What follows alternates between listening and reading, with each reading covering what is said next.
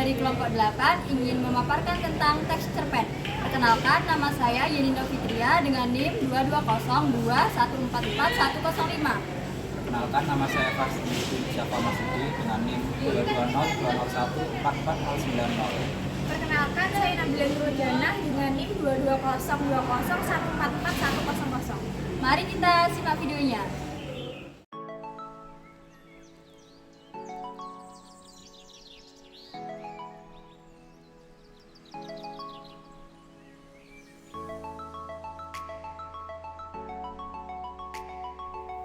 Halo teman-teman, di sini saya akan menjelaskan tentang pengertian cerpen. Sebelum itu, apakah kalian sudah pernah mendengar apa itu cerpen? Pastinya sudah nggak asing lagi dong dengan apa itu cerpen. Oke, di sini saya akan menjelaskan tentang pengertian cerpen. Cerpen merupakan suatu karya sastra dalam bentuk tulisan yang mengisahkan tentang fiksi lalu dikemas secara pendek, jelas, dan ringkas. Selain itu, cerpen biasanya hanya mengisahkan cerita pendek tentang permasalahan yang dialami oleh satu tokoh. Yang selanjutnya ada struktur cerpen. Struktur cerpen dibagi menjadi 6. Yang pertama, abstrak. Abstrak merupakan pemaparan gambar awal dari cerita. Pada cerpen, abstrak biasanya digunakan sebagai pelengkap cerita. Maka dari itu, abstrak bersifat opsional. Lalu yang kedua ada orientasi, menjelaskan tentang latar cerita seperti waktu, suasana, tempat atau lokasi yang digunakan dalam penggambaran cerita cerpen. Lalu yang ketiga ada komplikasi. Komplikasi menjelaskan tentang struktur yang berkaitan dengan pemaparan awal suatu masalah yang dihadapi oleh tokoh. Selain itu, komplikasi juga menjelaskan urutan kejadian yang berhubungan dengan sebab akibat. Lalu yang keempat ada evaluasi. Pada bagian evaluasi terjadi konflik masalah yang semakin memuncak. Konflik mulai menuju klimaks dan mendapatkan penyelesaian atas permasalahan yang terjadi. Lalu yang kelima ada resolusi. Resolusi merupakan bagian akhir permasalahan yang terjadi pada cerpen. Pada bagian ini terdapat penjelasan dari pengarang mengenai solusi permasalahan yang dialami oleh tokoh. Yang terakhir ada koda. Koda merupakan nilai atau pesan moral yang terkandung dalam cerpen yang disampaikan oleh penulis kepada pembaca.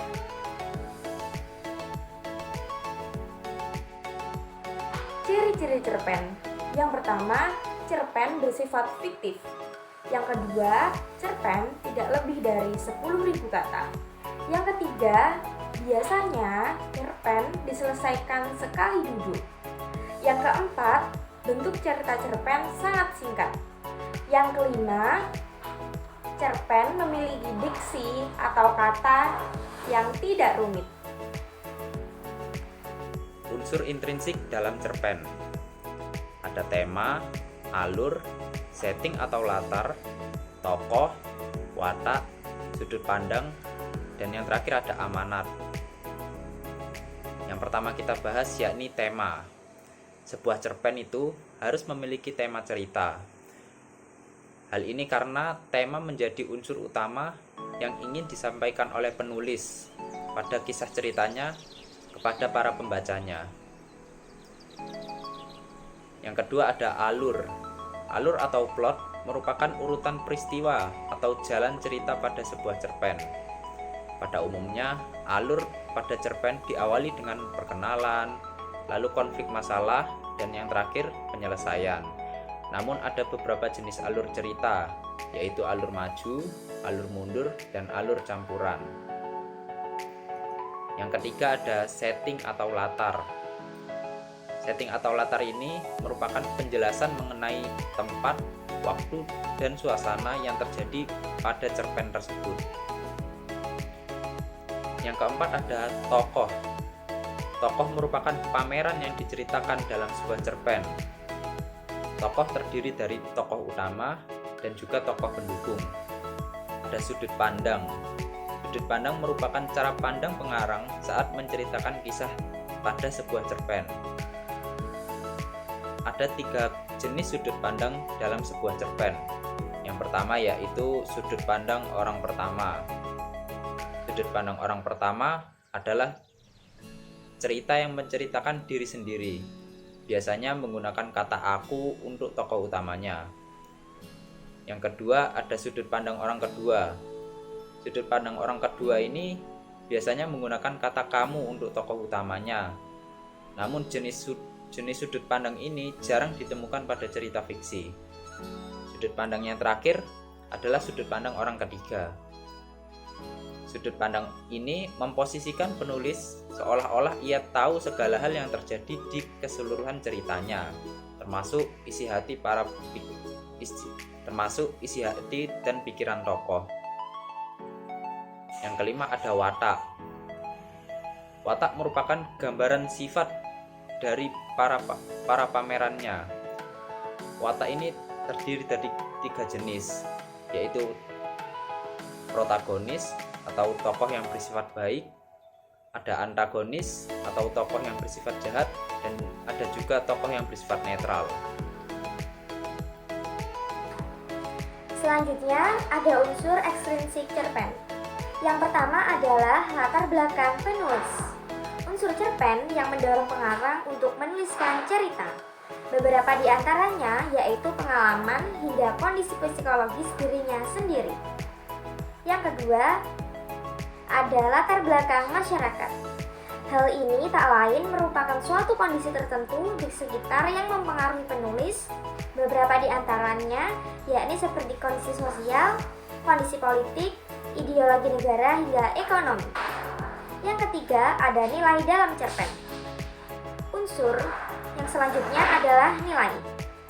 Hal tersebut biasanya dapat ditemui dalam cerpen seperti moral, nilai sosial hingga nilai budaya.